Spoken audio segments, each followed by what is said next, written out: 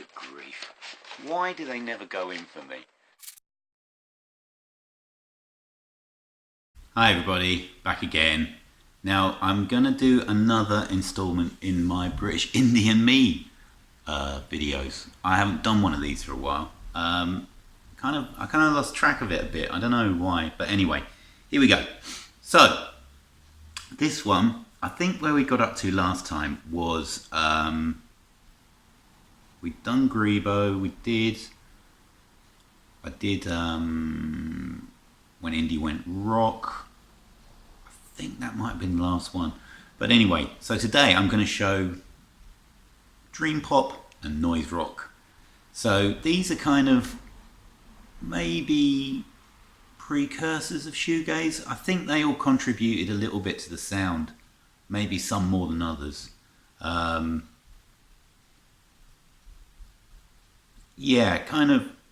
So we're going to start anyway with the dream pop side of things. Now, one band that had a definite effect on the shoegaze sound were this lot. So they were from Scotland and they were the Cocteau Twins. So absolutely beautiful, beautiful music. So I've got two here. I've got Treasure and this one is, I've completely forgotten, Head Over Heels, of course. I guess what they brought to the shoegaze sound was the ethereal vocals and the kind of the kind of floaty almost sense of sound that a lot of good shoegaze had. Obviously highly influential across the indie scene, both of these. Just absolutely gorgeous, gorgeous music. And I think, what was that quote from Melody Maker? Ethereal cathedrals of sound, I think just about sums this lot up perfectly. So that they provided part of the blueprint for that sound. But the term dream pop, which was, especially in America, was used interchangeably with shoegaze, was actually thought up by this band. Now this band is called Arcane. This is the is it the Up Home 12-inch? Up Home EP. So Arcane brought together really disparate elements of music. I mean, we got dub, we got pop, we got kind of that Cocteau-esque kind of etherealness to them. Now they actually put out 3 albums. So this was released before any of their albums were released. Then in 1987 they released this phenomenal album, and this really doesn't get the credit or the exposure that it really deserves. This is a fantastic record. This is 69. Got my fingerprints all over it. I wasn't particularly careful with this cover. You can't, yeah, there we go. Absolutely beautiful stuff. Released on Rough Trade. This is just absolutely sublime music. So it was Rudy and Axel, I think, were the two guys who formed it. Rough Trade. And I think it was Rudy, or it might have been Axel, who actually came up with the term dream pop to describe their music, because it is that kind of disjointed almost dream. It puts the listener in a right dreamlike state when you're listening to this. Things like Baby Milk Snatcher, Sperm Whale Trip Over, Crazy Blue. Phenomenal record. And then they took it even further with this double album. It's back way round, isn't it? Which is called I. Again on Rough Trade. It's a double album full of fantastic music. It's a real journey listening to this album. You've definitely got the Cocteau's influence on this with, I mean, sometimes like Honeysuckle Swallow, Things like Crack Up, A Love from Outer Space, really warped pop of the most fantastic kind. So they came up with the term dream pop. Another record that had a direct influence on shoegaze was this one, which is the House of Love's debut album from 1988, released on Creation. Another brilliant indie record, full of fantastic songwriting, things like Christine, Hope, Love in a Car, Touch Me. Absolutely gorgeous, gorgeous album. And I think what this record brought to shoegaze was that guitar texture, the guitar sounds that Terry Bickers brought to this band on that lovely black, I love that black, all black and white Creation label. Yeah, the Ride has definitely name-checked this album, and specifically Terry Bickers' stuff that he did on this album as a direct influence to their sound. And I know they got a lot out of that one. Now, I've been limiting this to British indie music, but there is one record that really I don't think you can get away with. When you talk about noise rock and how the influence it had on British guitar music, especially in the late 80s, early 90s, there's one album by an American band that you can't really not talk about, and it's this one, which is Daydream Nation by Sonic Youth. Another brilliant double album. Absolutely amazing record. You've got all kinds of experimentation going on here. Now, this isn't nowhere near as caustic as earlier Sonic Youth records, but it's full of experimentation, extended jams, out and out indie rockers like Teenage Riot and Silver Rocket. You've got Kissability, which is a fantastic track. Stuff that sounds like Neil Young and Crazy Horse rocking out. Absolutely brilliant. And I think just the different guitar sounds that this record brought had another direct influence on shoegaze. So there we go, Daydream Nation by Sonic Youth. Another record, now moving back to the British side of things, this is also a record, and I've seen interviews where this has been name checked as well, and this is a beautiful record. So this is Spaceman III, Playing with Fire. Before I talk about that, I'm going to talk about, I've also got this one, which is Sound of Confusion. This is a reissue from a few years after it was first released on Fire Records.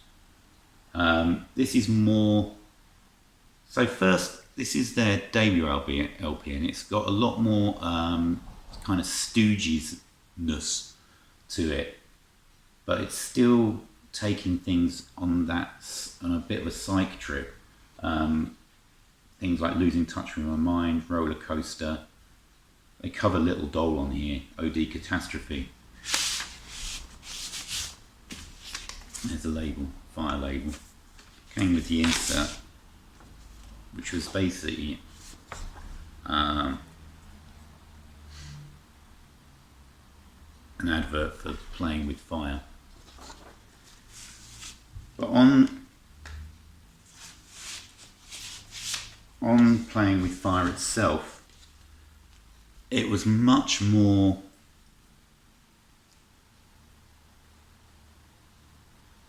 laid back, not laid back, but just the guitars didn't go absolutely all over the place. It isn't a particularly guitar heavy, not heavy guitar, apart from the track Revolution, which is a wonderful call to arms. But things like, this is definitely proto shoegaze as far as I can see. Things like Honey, Come Down Softly to My Soul, Let Me Down Gently. Yeah, they use guitars, but it was in a much more hazy way that definitely showed options for experimentation in that kind of droney feel to the music. So here we've got Spaceman III playing with fire. Now I can't really get away from without mentioning this lot. So whereas these were more hazy kind of sounds that led to the etherealness of shoegaze, shoegaze also had a kind of a pummeling to it that at times it got really quite heavy. And a band that I absolutely adored, and I know Dean from Grandma's Handbag absolutely loves as well, is this lot. So I loved Loop. I thought they were amazing. They kind of took the repetitive trance-like feeling from krautrock and just amped up the guitars and amped them up and amped them up until they pummeled you into the ground. I can't, listening to Loop again, I can't really describe them as anything other than a pummeling. Not in a kind of a metal way, but kind of like just smashing you around the head with a frying pan and then doing it again and again and again. Absolutely brilliant stuff. So this is their second album, Fade Out. Might be wrong on that, can't remember. Released on Chapter 22. Quite a nice little custom label there. Yeah, if you've never heard Loop, I really recommend you, because it's kind of psych, but really ultimately, the ultimate and heavy psych. And then they followed that up with this, which is my original copy of this, which is a Gilded Eternity rather, which is basically more of the same. Maybe experimenting with rhythms a bit more. So it's a double album, another double album.